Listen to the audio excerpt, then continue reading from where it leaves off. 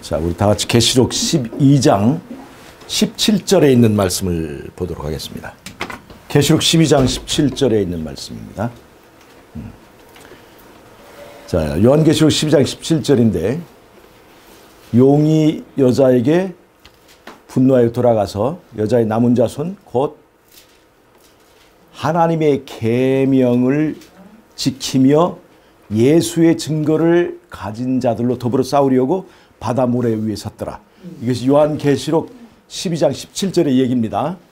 이 하나님의 백성의 특징이 뭐예요? 특징이 첫째 하나님의 계명을 여기 보면 하나님의 계명을 가지고 있고 예수의 여기서는 증거, 예수의 증거를 가지고 있다고 그랬죠. 이것이 마지막 때 백성의 특징입니까? 모든 시대의 하나님의 백성의 특징입니까? 모든 시대 하나님의 백성. 예, 이건 모든 시대 하나님의 백성의 특징이 계명과 증거의 말씀이에요. 이사야서에서도 이 말씀이 율법과 증거의 말씀에 맞지 않으면 아침빛을 보지 못하리라. 그 다음에 모세와 선지자의 글, 선지자의 글이 바로 이게 증거예요. 예수의 증거의 말씀입니다. 예언의 말씀이에요. 이렇게 하나님의 백성들, 모든 시대에 하나님의 백성들의 특징이 뭐냐면 하나님의 계명과 예수의 증거를 가지고 있다는 거예요. 그래서 여기서 우리가 좀 잘 볼 필요가 있습니다. 여기서 하나님의 계명은 보통 우리가 율법서를 말하죠. 율법서. 그 다음에 예수의 증거는 뭐냐? 이게 선지서를 말합니다. 선지자의 글입니다. 하나님의 계명과 이 선지자의 글, 선지서. 이것을 잘 분석해 보면 이 모세오경이나 이 계명은 모든 시대에 다 적용되는 기별들이에요. 십계명 모든 시대 다 적용되는 기별이죠. 즉 이 율법서는 모든 시대에 다 적용되는 기별이라 할 수 있어요. 이 하나님의 계명이라고 표현한 이 부분은요. 그러니까 하나님의 백성들은 모든 시대에 다 공통으로 적용되는 공통된 기별이 있어야 됩니다. 그 다음에 예수의 증거는 뭐냐? 예수의 증거는 그 시대를 위한 현대 진리예요. 그 시대를 위한 현대 진리. 그러니까 각 시대마다 그 시대적인 기별이 있습니다. 노아 시대는 어떤 기별이 있어요? 홍수가 내린다. 그러니까 어디로 들어가라? 방주로 들어가라. 아브라함 시대에서는 어디서 나오라? 바벨론에서 나오라. 네? 그 시대적인 기별들이 있어요. 그 시대를 위해서 하나님께서 어떤 사람들을 써요? 선지자들을 사용하시는 거예요. 그래서 하나님의 백성들은 모든 시대에 다 공통된 기별과 함께 그 시대를 위한 기별을 가지고 있습니다. 이것을 우리가 잊지 말아야 돼요.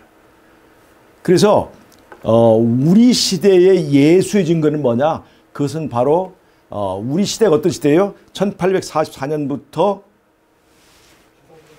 이 지성소 시대, 바로 심판의 시대라고 하는 거예요. 그래서 우리가 그 대제사장의 봉사도 해마다의 봉사가 있고 매일의 봉사가 있어요. 우리가 해마다의 봉사는 뭘 말합니까? 보통 대제사장이 봉사하는 것은 1년에 딱 한 번 대속주일의 봉사로 이렇게 알고 있어서 해마다의 봉사를 대표하는 것은 대속주일의 봉사지만 사실은 7개의 절기 전체가 1년에 딱 한 번씩만 있는 거예요. 그것이 해마다 돌아오는 거예요. 그런데 그 해마다의 봉사의 포인트가 어디 있어요? 대속주일에 있어요. 그래서 대제사장이 대속주일에만 봉사를 하는 거예요. 그래서 해마다의 봉사를 좁게 말하면 대속주일 봉사지만 넓게 말하면 7개의 절기가 전부 다 해마다의 봉사에 속한다고 할 수 있습니다. 그럼 매일의 봉사는 뭡니까? 어떤 날짜와 상관없이 어느 때든지 그 제사장이 하는 것이 있어요. 하는 봉사. 그게 뭐냐? 사람이 죄를 지으면 언제든지 양을 끌고 와서 자기 개인의 죄를 고백할 수 있게 했습니다. 죄를 사함을 받게 했어요. 이거는 대속주일이든지 오순절이든지 오순절 전날이든지 유월절 전날이든지 유월절 날이든지 바로 이 개인적인 제사는 언제든지 죄를 지으면 해결할 수 있도록 제사장이 대기하고 있어야 돼요. 그래서 이 두 개의 해마다의 봉사와 매일의 봉사가 상징하는 바가 있습니다. 이 해마다의 봉사는 대제사장이 예수님이 인간 모두 이스라엘 전체를 대표해서 행하시는 거예요. 이스라엘 전체. 그러니까 개인이 믿든지 안 믿든지 그냥 예수님이 일방적으로 하시는 거예요. 일방적으로. 자, 예수님이 십자가에서 나에게 물어보고 십자가에 돌아가셨어요. 그냥 일방적으로 하셨어요. 일방적으로 하셨어요. 이게 무슨 말입니까? 예수님이 십자가에서 하신 것은 죄의 용서를 우리에게 제공하는 겁니다. 내가 믿든지 안 믿든지 예수님께서 십자가에 죽으시고 우리에게 무조건적으로 죄의 용서를 제공하는 거예요. 여기에 조건이 있어요? 내가 회개해야 십자가에 돌아가시는 거예요? 아무 상관이 없습니다. 내가 회개하든지 안 회개하든지 내가 믿든지 안 믿든지 우리의 의사와 상관없이 하나님께서 일방적으로 우리에게 하시는 일이 있어요. 그것이 바로 죄의 용서를 제공하는 겁니다. 그것을 말하는 것이 해마다의 봉사예요. 6월절에서부터 시작해서 마지막 초막절까지 7개의 순서가 있습니다. 예수님이 이스라엘 전체를 대표해서 행하시는 절차입니다. 그런데 자 보세요. 예수님이 우리 모두를 위해서 죄값을 치렀어요? 안 치렀어요? 치렀어요. 죄인들을 위해서 죄값을 치렀어요? 안 치렀어요? 치렀어요. 모든 사람을 위해서 일방적으로 죄값을 치렀죠. 네. 그러면 모든 사람이 다 구원받습니까? 믿는 사람만 구원받습니까? 믿는 사람만 구원받아요. 즉 하나님께서 용서를 제공하셨지만 그것을 받아들이고 안 받아들일 수 있는 자유를 누구에게 주셨어요? 우리에게 주셨어요. 자 보세요. 믿음이라고 하는 것은 우리가 예수님께 십자가에 달려 돌아가셨구나 하는 어떤 사실을 인정하고 그걸 끝나는 게 아니라 선택하는 것입니다. 자, 첫 번째 선택은 인간의 첫 번째 선택은 어디에서 이루어졌습니까? 에덴 동산에 이루어졌습니다. 선악과 밑에서 누구를 섬기기로 했어요? 하나님을 섬기기로 했어요? 하나님을 떠나기로 했어요? 하나님을 떠나기로 결정했습니다. 거기서 인간은 불신을 선택했어요. 불신을. 그 인간의 운명이 결정되었습니다. 그들은 다 죽게 돼 있습니다. 이미 심판이 끝났습니다. 심판이. 다 죽게 돼 있습니다. 그러니까 심판이란 말이 잘 보세요. 심판이 이미 이루어졌어요. 인간은 누구나 다 죽습니다. 심판 상관없이 다 죽습니다. 에덴 동산에서 그들의 결정으로 그들의 이루어지게 돼 있어요. 그런데 하나님이 인간을 불쌍히 여기셔서 우리에게 다시 한번 선택할 수 있는 기회를 주신 거예요. 그냥 공짜로 줬어요? 인간의 죄값을 하나님께서 일방적으로 계산하시고 우리에게 다시 한번 네가 이것을 받아들일래? 받아들이지 않을래? 두 번째 선택할 수 있는 기회를 주신 거예요. 이것이 바로 내가 믿느냐 안 믿느냐에 관한 문제입니다. 자, 예수님을 불신해서 에덴 동산을 잃어버렸죠? 그러면 이제 우리는 어떻게 해서 에덴 동산을 다시 찾을 수 있는가요? 이제 예수님을 믿음을 통해서 예수님을 믿고 이제는 나를 믿지 않고 예수님을 믿고 살기로 결정하는 것입니다. 이것이 바로 믿음이에요. 믿음. 자, 그러면 십자가에서 예수님께서 모든 사람을 위해서 죄값을 치렀지만 다 구원받는 거 아니에요? 어떤 사람에게만 십자가 효력이 적용되는 거예요? 예수님을 주인으로 다시 받아들이는 선택을 한 사람. 예, 그게 바로 믿음이에요. 믿고 선택한 사람이에요. 그 사람에게만 죄의 효과가, 십자가 효과가 적용되게 되어 있습니다. 그래서 대다수가 구원받습니까? 소수가 구원받습니까? 소수가 구원받습니다. 왜 그럴까요? 사람들은 죄가 너무나 달콤하고 이 세상이 너무나 달콤하고 자기가 너무나 좋아서 예수님보다 자기를 믿는 길을 선택합니다. 그래서 소수의 무리가 예수님을 선택하고 자기를 부인하고 자기 십자가를 지고 예수님을 따라가기로 결정합니다. 그래서 십자가의 효과가 적용되는 것은 사실은 소수의 사람에게만 그 일이 일어나는 것입니다. 그래서 우리의 구원은 사실은 아무나 받는 것이 아니에요. 하나님의 은혜를 반응하는 사람에게 그 구원이 적용됩니다. 자, 그럼 보세요. 이 매일의 봉사는요, 예수님과 우리와 개인적인 관계를 말합니다. 해마다의 봉사는 예수님과 이스라엘 전체와의 관계입니다. 이 두 개의 봉사가 결산을 보는 날이 있어야 돼요. 모두를 위해서 값을 치루했는데 누구에게 이 복음이 적용되어야 되는가 하는 것을 결산을 보는 날이 있어야 되겠죠. 그것이 바로 언제예요? 대속주일입니다. 대속주일. 결산 보는 날이에요. 대속주일. 이게 있어요. 그래서 대속주일에 누구에게 예수님의 공로가 적용될 것인가를 확실하게 결산하고 이 사람에게는 예수님의 피의 공로가 적용되었으므로 부활을 선고한다. 이 사람에게는 구원을 선고한다 하는 그런 선고가, 법적인 선고가 내려져야 되는 것입니다. 그래서 이런 절차들이 필요한 거예요. 그래서 여기서 우리가 해마다의 봉사와 매일의 봉사가 있다고 그랬죠. 해마다의 봉사는 이스라엘 전체를 적용하는 거예요. 그 다음에 매일의 봉사는 모든 시대에 적용되는 것입니다. 모든 사람에게 개인적으로. 마치 이렇게 두 가지 과정이 있는 것처럼 복음도요. 모든 시대에 공통적인 기별이 있는가 하면 그 시대의 시대적인 기별이 있습니다. 절기라는 건 뭐예요? 유월절. 유월절은 어느 시대를 말하는 것입니까? 십자가 시대를 말하는 거예요. 그때는 십자가의 사건이 그 기별이 중심이 됐습니다.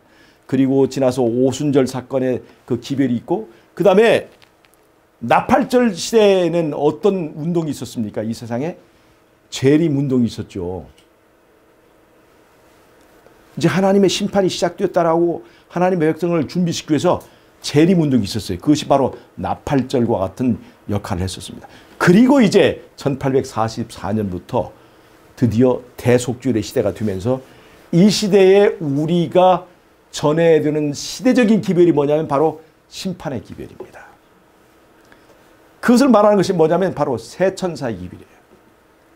계시록 14에 나왔죠. 이는 하나님의 심판하실 때가 이르렀습니다. 그렇게 얘기를 하고 있습니다. 이 심판의 기별을 전하고 있어요. 근데 이 심판의 기별이 복음입니까? 두려운 것입니까? 복음입니까? 왜요? 구원을 받고 예수님을 영접한 사람에게는 예수를 믿었기 때문에 너는 구원을 선언해 주는 것이 기다리는 사건이에요? 두려운 사건이에요? 기다려지는 사건이에요. 그래서 이 심판의 기별이 복음이 되는 것입니다. 여러분, 계시록에 전하는 새천사의 기별이 두 가지 요소가 있어요.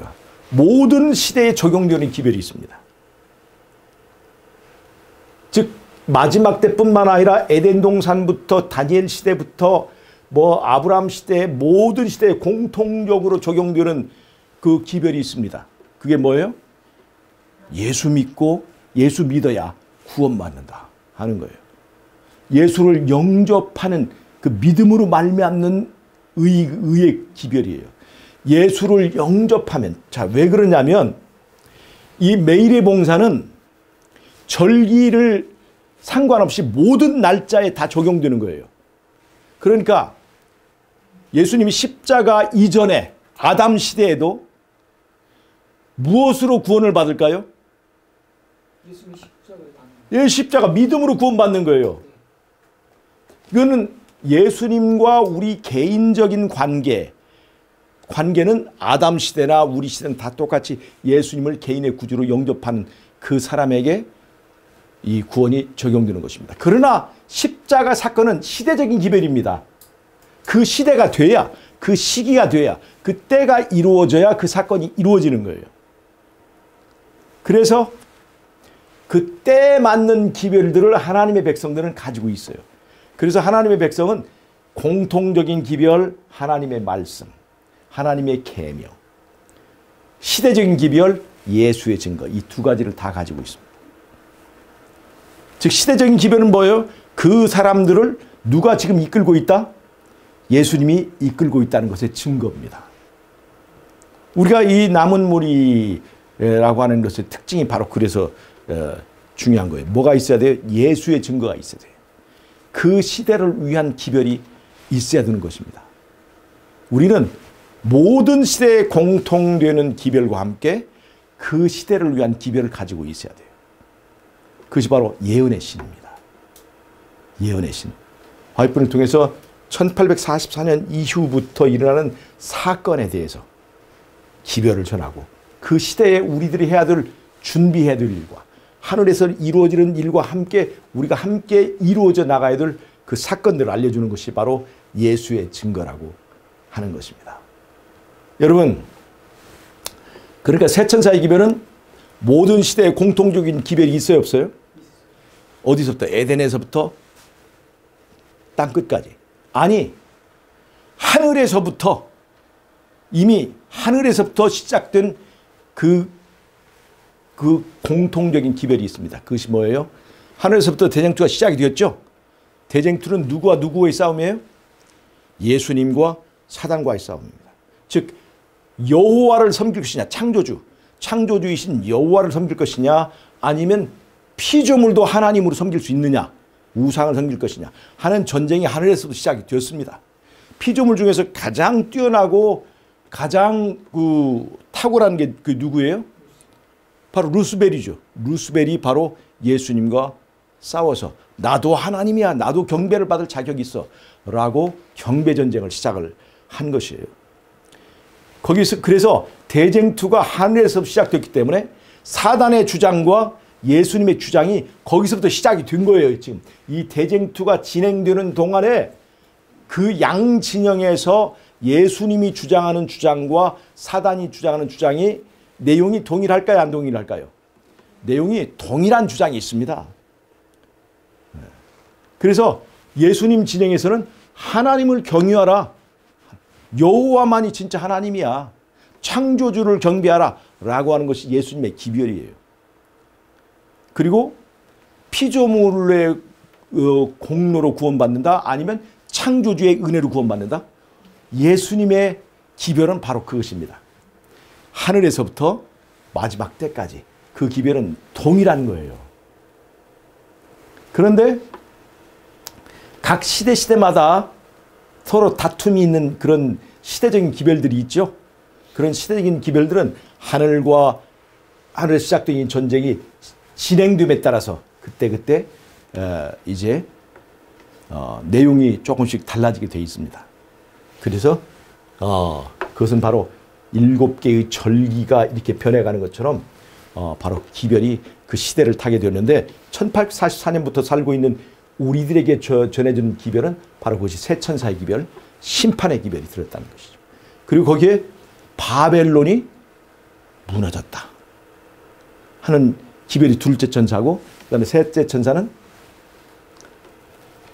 짐승의 표를 받지 말라 하는 시대적인 기별이 거기에 들어가 있는 거예요. 자, 그러면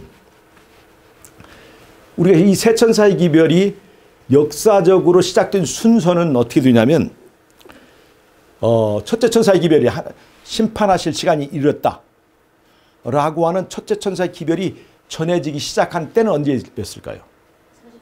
1844년부터 재림운동이 시작될 때 그때에 이 첫째 천사의 기별이 전해지기 시작했어요. 우리가 지금 되돌아보면 우리가 이미 우리는 그 기별들을 다 이해하고 듣고 공부한 우리들로 볼 때는 그것이 별것 아닌 것처럼 보이지만 그 기별이 처음 외쳐지던 때에는 굉장히 그 시대에 센세이션을 일으키는 것이었어요. 그 시대의 거대한 도전의 기별이었습니다. 하나님이 심판하신다. 그때 예수님이 재림하는 줄 알았는데 알고 봤더니 뭐가 시작됐다? 아하, 지성소 시대가 시작이 됐다. 예수님이 대속죄 일의 봉사를 시작하셨다 하는 것은 정말로 그 당시에로서는 경천동지할 만한 그런 사건이었어요. 자, 그 다음에 둘째 천사의 기별, 바벨론이 무너졌다. 바벨론에서 나오라라고 하는 기별은 언제 전해지기 시작했어요? 첫째 천사의 기별이 전해질 때 각 교회에서 그 기별을 받아들이지 않고 그 사람들이 어떻게 하기 시작했어요?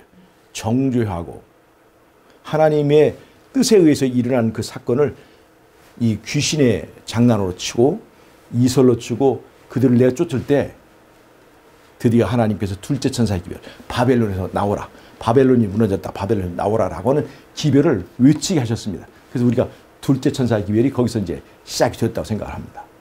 셋째 천사의 기별은 뭡니까? 짐승의 표다 하는 것을 우리는 어떻게 깨닫게 된 거예요?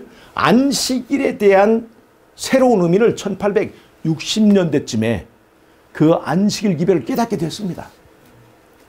아하, 이게 하나님의 인이구나. 그렇다면 뭐가 짐승의 표일까? 생각을 해보니까 하나님이 인이 정해지니까 짐승의 표는 저절로 나오게 됐습니다. 그것이 바로 일요일 예배였어요. 하나님의 인, 안식일은 어디서 나온 거예요? 하나님의 말씀에 나온 거고, 일요일 예배는 어디서 나온 거예요? 교황의 말씀에 나온 겁니다. 즉 교황의 말씀을 지킬 거냐 여호와의 말씀을 지킬 거냐 하는 것이 이 두 개의 날의 상징적인 의미가 들어 있습니다. 그래서 안식일 기별이 이 재림교회에서 회복이 되고 그것을 받아들이게 된 때부터 몇째 천사의 기별이 전해지게 된 거예요? 셋째 천사의 기별이 전해지게 된 것입니다. 사실 바벨론이 무너졌다라고 하는 것에 더 넓은 의미에서의 기별은 이때 바벨론은 그 전에 538년부터 1798년까지 1260년 동안 바벨론이 즉 로마 카톨릭이 세계를 지배하던 때가 있었죠. 그때 하나님의 백성들의 사상의 자유를 억압하고 그 다음에 그들의 신앙의 을 탄압하고 그렇게 하나님의 백성들이 이 로마 카톨릭의 노예 생활을 하고 있었을 때에 그 이후에 그 로마 카톨릭의 절대 권력이 무너지고 하나님의 백성들이 나와서 특별히 이 마지막 때의 시대의 남은 무리의 교회가 그때 세워지게 되어서 바벨론에서 나오라라고 하는 얘기는 사실은 그 로마 카톨릭의 통치로부터 나오는 것과 똑같은 얘기입니다. 즉 BC 605년에 유다 왕 요야김이 위에 있은 지 3년에 바벨론 왕 느부갓네살이 예루살렘을 에워싸더니 바로 그때가 605년이죠. 그래가지고 몇 년간 그들이 노예 생활했어요? 70년간 노예 생활을 한 다음에 바벨론이 무너지고 고레스가 이제 권력을 잡은 그 다음부터 이 하나님 백성들이 바벨론에서 나오게 됐어요, 안 돼요? 나오게 됐어요. 바벨론에서 나와서 예루살렘을 회복하고 예루살렘을 건축하고 다시 주권이 회복된 그런 사건이 있었죠. 과거의 그 사건처럼 바벨론이 무너지고 천주교의 그런 그 억압으로부터 나와서 이제 개신교가 서게되고 특별히 개신교 중에서 이 재림교회가 서게된 사건을 보여준 것이 바로 그 1260년간 이후에 일어난 일입니다. 그래서 바벨론에서 나오라고 하는 얘기는 바벨론이 무너졌다 하는 얘기는 그 역사적인 사건을 배경으로 해서 이제 그 하나님의 백성들을 새로운 진리 가운데 부르는 얘기입니다. 그리고 우리는 바벨론 나왔을 뿐만 아니라 셋째 천사의 기별. 아하, 진짜 하나님의 인을 사람들에게 설명하고 소개하는 방향이 있는 그런 기별을 가진 교회가 되었다는 것입니다. 그냥 무조건 바벨론 나오는 걸 끝나지 않고 바벨론 나오는 거 끝나지 않고 우리는 분명히 무엇이 이 시대의 이 대쟁투의 이슈인가를 분명히 세상에 얘기하는 셋째 천사의 기별을 전하는 무리가 되었다고 하는 것입니다. 자, 그래서 여러분, 새 천사의 기별은 이렇게 우리 시대만 있는 기별이 아니라 하늘에서부터 대쟁투가 시작된 하늘에서부터 이 대쟁투가 진행되는 동안 예수님의 진영에서 위치는 그 기별을 대표하는 것이다. 예를 들자면 김형훈 하면 전체 이름이 되죠. 근데 김형훈이나 형훈이나 또 집에서는 훈이야 이렇게 부르기도 하고 그러잖아요. 그러니까 훈이라고 부르든지 형훈이라고 부르든지 김형훈이라고 부르든지 다 똑같은 사람을 하는 거죠. 그래서 각 시대마다 막 보면요, 이 세 가지로 세분화돼서 정확하게 나타나지 않고, 예를 들어서 바벨론에서 나오라, 아브라함에게는 바빌로니아에서 나와라, 갈대아 우르에서 나오라, 이것이 그들에게는 새 천사의 기별과 똑같은 거예요. 방주로 들어가라, 같은 얘기입니다. 그러나 마지막 때는 이것이 완전히 체계화되고 세분화되고 자리를 완전히 잡고 완성된 기별로 이 시대에 주어졌다는 것입니다. 과거에 불완전했고 미완성했던, 잘 드러나지 않았던 모든 기별들이 다 체계를 이루고 완성되어서 세상에 소개되고 전파되는 그 시대적 기별, 그것이 바로 새 천사의 기별이라는 것입니다. 그러니까 새 천사의 기별은 모든 시대의 공통일 뿐만 아니라 이 시대에 더욱더 특별하게, 더욱더 완성해서 더욱더 능력 있게 전파되는 그런 기별이다 라고 생각을 하시면 좋겠습니다. 그러니까 이 시대에만 주는 기별이 있어요, 없어요? 있어요. 모든 시대에 공통의 기별이 있어요, 없어요? 두 가지 다 있다는 거예요. 우리가 예수님의 인성을 얘기할 때도 두 가지 요소를 우리가 다 보는 것처럼 새 천사의 기별은 이 두 가지 요소를 다 가지고 있습니다. 모든 시대의 공통인 기별. 그러니까 예를 들자면 안식일 기별. 이 안식일 기별은 우리 시대만 알고 있는 겁니까? 에덴 동산부터 시작된 기별입니까? 그러니까 이 재림교의 뿌리가 마지막 때 갑자기 나타나는 것이 아니라 원래 뿌리가 에덴 동산에서 시작돼서 이어진 교회라고 하는 역사적 그 배경을 우리가 가지고 있는 것입니다. 모든 시대에 다 공통인 거예요. 그러나 이 시대만의 독특한 역할과 사명을 가지고 역사하는, 일하는 그런 교회라고 하는 것을, 그런 기별을 가진 것이라는 것을 우리는 알아야 되겠습니다. 그것이 바로 뭐예요? 예수의 증거를 가진 백성이라고 하는 겁니다. 시대적인 기별을 가지고 있어요. 우리가 소위 말하는 현대 진리, 우리가 말하는 현대 진리를 가지고 있다는 것입니다. 자, 그래서 여러분, 이 시간 짧기는 합니다만은, 여러분, 우리는 모든 시대의 공통인 기별을 가지고 있습니까? 네. 그것이 바로 믿음으로 말미암는 의예요. 약속의 자손, 여자의 후손을 통해서 우리는 구원받을 수 있다. 아니, 여자의 후손만을 통해서 우리는 구원받을 수 있다 하는 그 기별과 이 시대의 특별한 기별, 즉 하나님의 심판이 시작되었다. 즉 우리가 법적으로 완벽하게 우리의 구원이 완성된다. 법적으로 우리의 구원이 선언이 돼야 우리가 합법적으로 하늘에 가는 거예요. 합법적으로 하늘에 가야, 하늘에 가서 천사들도 또 어떤 누구도 저 사람 말이야 저기 불법으로 밀수해서 들어왔다, 하늘에 밀수해서 들어왔다, 하늘에 밀항했다, 그렇게 하지 않고 저 사람들을 정당하게 십자가의 피로 값을 치르고 들어왔다, 그리고 합법적인 선고를 받고 당당하게 은혜로 구원을 받았다라고 하는 것을, 신분을 보장해 주기 위해서 우리에게 그 법적인 절차가 필요한 겁니다. 그러니까 율법이 죄를 지을 때는 우리를 정죄하는 무서운 것이지만 사실 예수님 안에 있으면 율법은 우리의 구원을 보장해주고 우리의 율법이 우리의 구원을 지켜주는 역할을 한다는 것입니다. 예.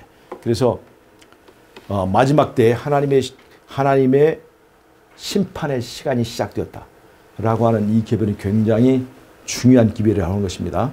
이 심판의 기별을 부정하는 사람들은 이러한 전체적인 대쟁투의 요소를 알지 못하기 때문에 심판을 두려운 것으로 보는 것이죠. 원래부터 우리는 십자가의 선악과를 따먹은 다음에 우리는 심판이 필요 없었습니다. 우리는 어차피 죽을 운명이었어요. 그런데 또 한 번 심판할 수 있게 된 것은 그만큼 우리에게 다시 한번 기회가 주어졌기 때문에 그런 겁니다. 그래서 심판은 우리에게 다시 한번 기회가 주어졌구나 하는 것을 상기시켜주는 것이라는 것을 여러분 잊지 마시기 바랍니다. 오늘 저는 짧은 시간이지만 십자가의 세 천사의 기별이 하나님의 말씀과 예수의 증거로 이루어졌다는 것을 제가 오늘 말씀드렸습니다. 우리는 에덴에서부터 뿌리를 가지고 있는 그 기별과 함께 이 시대에 우리만이 할 수 있는 그런 특별한 사명을 가진 백성이고 그런 기별을 가진 백성이라는 것을 제가 말씀드리고 우리의 새 천사의 기별에 충실한 저와 여러분이 되시길 바라면서 말씀을 마치도록 하겠습니다. 마지막 기도하고 마치겠습니다. 하나님 우리 아버지, 부족한 저희들에게 새 천사의 기별을 맡겨주셔서 감사합니다.